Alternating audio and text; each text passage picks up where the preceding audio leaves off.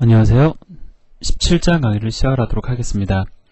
16장 내용 어렵지 않으셨을 거예요. 마찬가지로 17장 강의도 그렇게 어렵진 않습니다. 제가 강의를 하면서요, 어떠한 장은 좀 어려운 내용들도 있고, 또 어떠한 장은 어렵지 않은 경우도 있죠.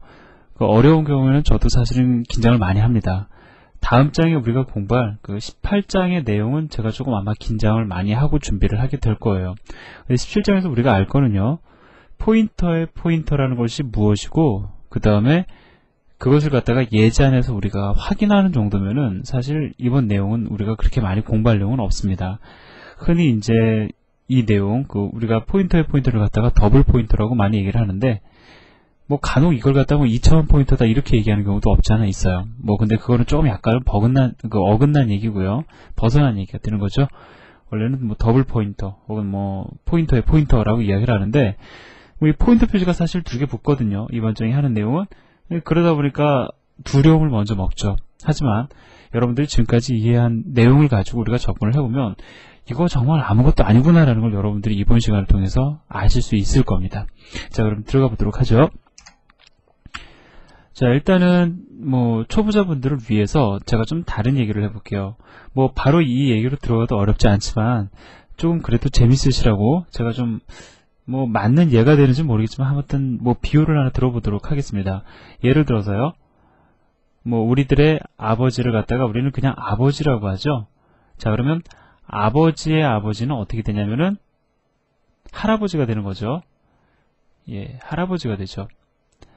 그 다음에 할아버지의 아버지는 또 어떻게 됩니까? 예, 증조할아버지라고 하죠. 자, 그 다음이 또 고조고 이런 식으로 이렇게 전개가 됩니다. 자, 그럼 이걸 제가 왜 적어드렸냐면요, 일단 변수를 저장할 수 있는 포인터를 뭐라고 얘기를 합니까? 그냥 우리가 흔히 포인터라고 얘기를 하죠. 근데 이때는 우리가 포인터를 선언할 때 에스크리터를 하나만 사용을 합니다. 그죠? 그러면 이 포인터는 우리가 변수의 주소값을 담는 그러한 변수가 되는 거죠. 포인터라는 것은. 그런데 포인터도 우리가 4바이트 메모리 공간을 할당을 받아요. 그러면 우리가 이 포인터의 주소값을 저장할 수 있는 포인터도 있겠죠. 그것을 갖다가 우리가 보통 뭐라고 얘기를 하냐면 포인터의 포인터라고 얘기를 합니다. 그런데 말이 좀 길잖아요. 그죠? 그래서 포인터의 포인터라고 얘기 안 하고 그냥 더블 포인터라고 표현을 더 많이 합니다. 자, 그래서 더블 포인터예요. 자, 그럼 이 더블 포인터는 어떻게 선언하느냐? 에스크리터 2개 쓰시면 되는 겁니다. 자, 그러면 더블 포인터도 역시 4바이트입니다. 다만 저장하는 대상이 포인터의 주소값이 되는 거죠. 자, 그러면 더블 포인터의 주소값을 저장하기 위한 포인터는 또 뭐냐? 이거를 갖다가 또 우리는 트리플 포인터라고까지 표현은 안 하고요. 사실은 에스크리터를 갖다 이렇게 3개를 사용해서 선언을 하게 되는데, 이러한 포인터는 사실 거의 쓸 일이 없습니다. 그래서 보통은 명칭을 안 달아주는데, 이러한 형태로 이름을 붙여준다라고 하면은 포인터의 포인터라고 얘기를 하겠죠. 자, 그거보다는 그냥 트리플 포인터라고 표현하는 것이 더 부드러워 보이긴 하네요. 자, 아무튼 우리의 관심은 여기까지입니다. 여러분들은 더블 포인터까지만 잘 이해를 하시면 되는 거예요. 그렇지만 실제로 여러분들이 더블 포인터를 잘 이해하시면 그 이상으로부터는 전혀 문제가 되지 않습니다. 어려운 내용이 전혀 없더라는 거죠. 자, 그래서 이러한 관계, 사실은 좀 이렇게 관계성은 찾아보기 좀 어려운데 그냥 이 어떤 비유를 통해서 제가 여러분들에게 그냥 말씀을 드린 겁니다. 자, 그래서 우리가 이번 시간에 공부할 것은 바로 더블 포인터에 관련된 거예요. 자, 그러면 여기 뭐라고 나와 있냐면 포인터의 포인터, 더블 포인터라고 하고요. 싱글 포인터의 주소값을 저장하는 용도의 포인터다라는 겁니다. 자, 예를 볼까요? 자, 지금 보면은 벨이라는 변수가 선언됐어요. 그죠? 근데 얘는 지금 보면은 더블형 변수입니다. 자, 따라서 지금 보면은 벨이라는 변수는 아마 8바이트의 메모리 공간이 할당이 될 거고요. 자, 여기 그림 나와 있는 것처럼. 자, 그리고 3.14라는 값이 지금 초기화되어 있습니다. 자, 그런데 벨이라는 변수의 주소값을 어딘가에다 저장하기를 원해요. 자, 그럴 때 우리는 더블형 포인터를 선언해야 되는 것을 알고 있죠. 자, 이거를 가리켜 우리가 보통 싱글 포인터라고 이야기를 합니다. 자, 그래서 이렇게 우리가 이 문장을 통해서 만들어내는 그림은 이러한 형태가 되죠. 즉, ptr1이라는 4바이트 포인터는 벨이라는 변수를 가리키게 된다는 거죠. 자, 그런데 여러분들 눈으로 보시다시피 ptr1도 변수다라는 거죠. 자, 다시 말씀을 드리면 얘도 나름대로 주소값을 지닐 겁니다. 자, 그러면 내가 예를 들어서 ptr1이라는 변수의 주소값을 저장하길 원한다. 자, 이러한 형태가 되는 거죠. ptr1이라는 포인터의 주소값을 자, 어디다가 저장을 하길 원하냐면 ptr2에다가 저장하길 원해요. 그런데 ptr1에 ampersand 연산자를 붙여서 리턴되는 값은 포인터의 주소값이 되는 거죠. 자, 그렇기 때문에 우리는 이러한 경우에 더블 포인터를 선언해서 그 값을 저장하게 되는 겁니다. 자, 따라서요. 자, ptr2는 ptr1을 가리키는 형태가 된다라는 거죠. 자, 그러면 예제에서는 보여주지 않지만 우리가 이걸 조금 확장을 좀 해볼까요? 그럼 예를 들어서 ptr2도 역시 4바이트 포인터다라는 거죠. 다만 포인터의 주소값을 저장하는 더블 포인터다라는 겁니다. 그러면 우리가 ptr2의 주소값을 저장하기를 원한다. 어떻게 주면 될까요? 일단 주소값을 얻는 방법은 아주 간단하죠. 자, ampersand 연산자를 어디다 붙여주면 됩니까? ptr2에다가 붙여주면 되는 거죠. 자, 그러면 ptr2에다가 ampersand 연산자를 붙여서 리턴되는 주소값은 누가 저장을 해줘야 되냐면은 포인터의 포인터에 포인터를 선언해야 되겠죠? 우리가 아까 얘기할 때 이거를 이거 공식적인 얘기는 아닙니다. 공식적인 표현은 아니에요. 그냥 부르기 좋게 쓰리플 포인터. 자, 어떻게 선언하면 될까요? 에스크리터 하나 더 사용하면 되겠죠? 자, 따라서 더블 그 다음에 포인터 ptr3라고 선언하면 되겠죠? 자, 그러면 ptr3라는 포인터 4바이트 할당된 다음에 얘를 가리키게 될 겁니다. 자, 그게 기본적인 개념이에요. 그래서 여러분들 요 정도까지만 이해를 하시면 사실 이번 장에서 하는 내용은 다거든요. 다만 우리가 다음 시간에 이거를 갖다가 배열하고 이제 더불어 응용을 할 텐데 그건 우리가 그때 가서 얘기를 하고 이번 시간에 여러분들은 이것까지를 이해를 하시면 됩니다. 자, 그래서 그림으로 이거를 갖다가 보여드리면은요. 벨이라는 변수를 선언하고 있죠. 자, 8바이트 메모리 공간이 할당됐어요. 자, 그 다음에 ptr1은 바로 벨의 주소값을 저장하고 있습니다. 그죠? 자, 그런데 벨의 주소값, 첫 번째 바이트의 주소값을 저장하는 거죠. 자, 그 다음에 이 포인터는 OX2014라는 번지수에 저장이 되어 있습니다. 자, 따라서 더블 포인터 ptr2가 지니는 값은 OX2014가 된다라는 어떤 그러한 형태를 갖다가 메모리 구조상에서 보여주고 있습니다. 자, 그런데요, 여러분들은 가급적이면 이러한 형태의 그림, 이거 그리기 어렵지 않습니까? 그죠?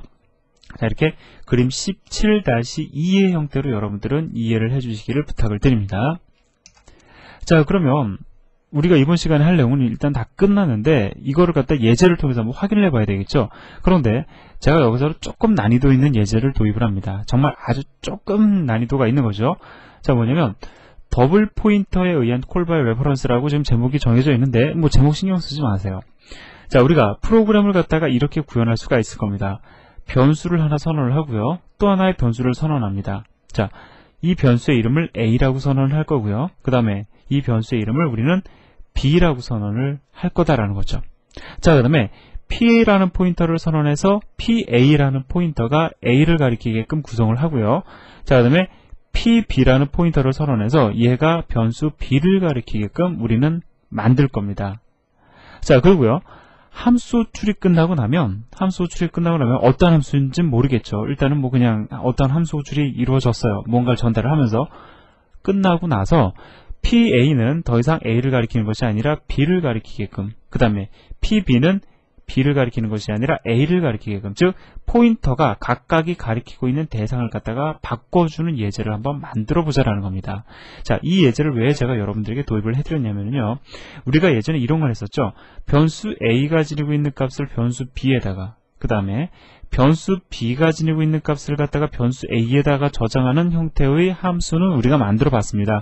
콜 바이 레퍼런스를 통해서, 그죠? 그 함수의 이름이 수압이었죠. 이 수압은 두 개의 변수 값을 갖다가 바꿔주는 수압이었습니다. 그죠? 근데 우리가 이번 시간에 할 건 뭐냐면 포인터의 값을 갖다가 바꿔주는 수압 함수를 한번 만들어 보자라는 거예요. 자, 이해되시죠? 자, 그러면은 제가 예제를 두 가지 형태로 제시를 해 드릴 텐데요. 첫 번째 예제는 적절치 못한 형태의 수압입니다. 자, 여러분들은 문제가 어디 있는지 거기서 찾아내셔야 되는 거예요. 그리고 나서 제대로 된 수압 함수, 즉 포인터의 값을 변경해주는 수합 함수를 찾아보도록 하겠습니다. 찾는 것이 아니라 함께 보도록 하자라는 거죠.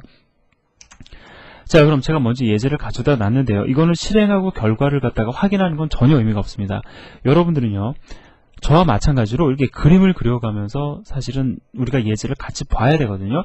자, 일단 여기 보면은 p수합이라는 함수가 있어요. 자, 포인터 수합이라는 뜻이죠.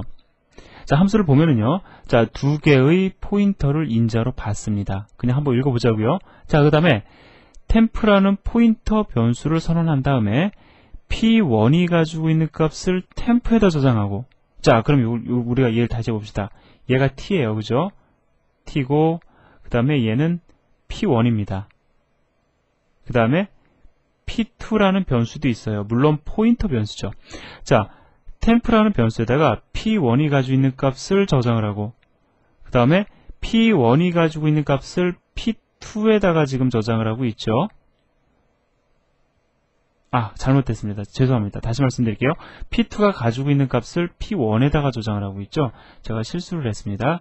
자, 그 다음에 템프가 가지고 있는 값을 p2에다 넣고 있어요. 즉, 얘가 가지고 있는 값은 여기에다 저장을 하고 있습니다. 즉, p2가 가지고 있는 값은 p1에다가, p1이 가지고 있는 값은 t에다가, t가 가지고 있는 값은 p2에다 저장을 하고 있으니까 최종적인 결론으로 따져보면 서로가 지니고 있는 값, 즉 p1과 p2가 지니고 있는 값은 서로 바뀌게 될 겁니다. 이 루틴에 의해서요. 그죠? 즉, 포인터 p1과 p2가 지니고 있는 값은 바뀐다라는 거예요.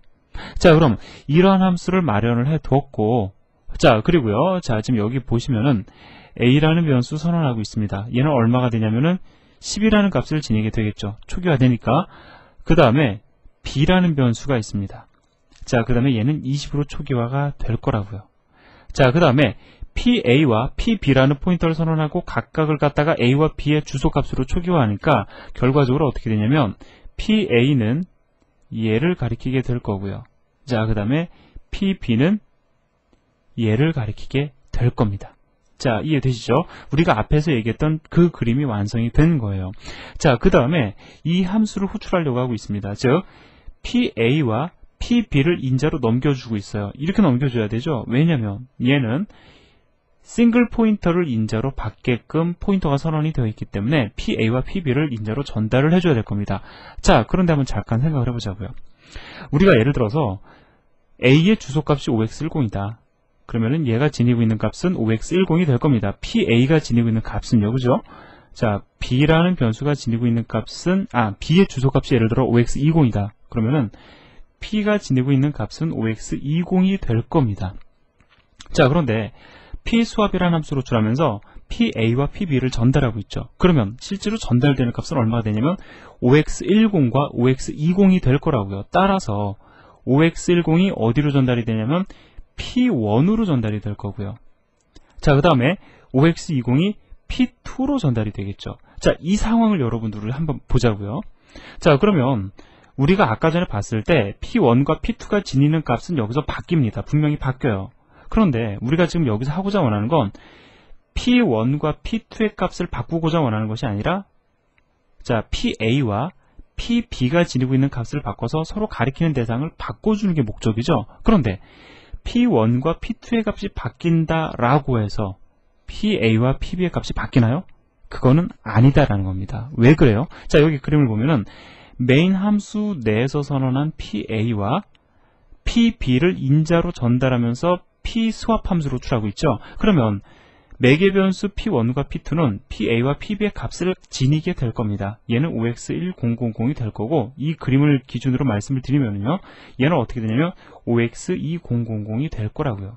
그죠?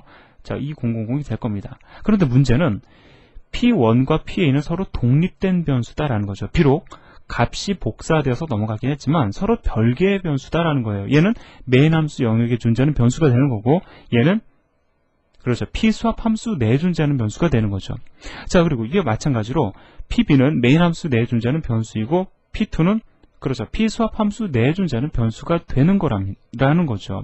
결과적으로 얘네 둘은 서로 다른 곳에 존재하는 서로 독립된 변수이기 때문에 물론 얘네들은 이 값으로 초기화됐습니다. 하지만 얘네들은 완전히 별개의 것이기 때문에 아무리 이 안에서 P1과 P2가 지니고 있는 값을 서로 바꿔줘도 PA와 PB가 지니고 있는 값은 변경되지 않는다라는 거죠. 그것을 여러분들은 이 출력 결과를 통해서 이해하실 수가 있을 겁니다.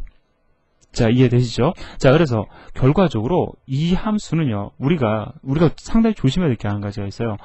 무조건 포인터가 쓰면 콜 바이 레퍼런스냐? 그건 아니다라는 거죠. 자, 콜 바이 레퍼런스냐, 콜 바이 밸류냐는 상대적인 겁니다. 자, 보자고요. 포인터 PA와 PB 입장에서 P수합이라는 함수는 콜 바이 밸류이지 콜 바이 레퍼런스가 아닙니다. 왜냐하면 P수합 함수 내에서 PA라는 포인터와 PB라는 포인터가 지니고 있는 값을 갖다가 조작할 수 있나요? 불가능하죠. 그렇기 때문에 PA와 PB라는 포인터의 입장에서 얘는 콜 바이 밸류가 된다라는 겁니다. 얘가 예를 들어서 진정한 콜 바이 레퍼런스가 되려면 누구 입장에서?